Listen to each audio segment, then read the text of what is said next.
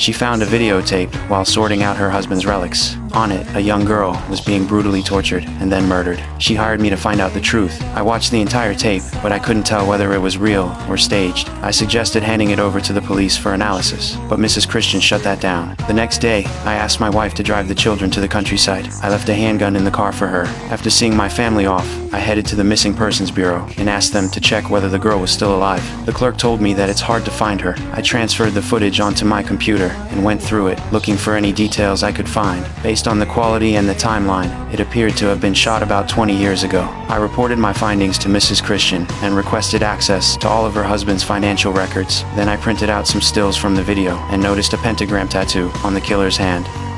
After a month of digging, I finally matched the girl in the video to a missing persons file. Her name was Mary. She vanished 20 years ago. So I posed as a missing persons investigator and showed up at her mother's house, asking about the circumstances before Mary disappeared. I learned that Mary hated her stepfather. The two of them fought constantly. One day she stormed out and never came back, but she didn't pack a single piece of clothing or leave a note behind. I asked to see Mary's belongings, and Janet took me to her daughter's room. Inside the toilet tank, I found a diary wrapped in a plastic bag. Tucked inside was a letter. The letter said Mary had run away to chase her dream of becoming a star with her boyfriend. Once I got the boyfriend's name, I drove straight to Eddie's father's house. I told him I was an old buddy of Eddie's. He told me if I wanted to find Eddie, I'd have to visit him in prison. I went to the prison and found Eddie on a work detail. He told me that shortly after Mary got to Hollywood, she hooked up with some director and dumped him. He suggested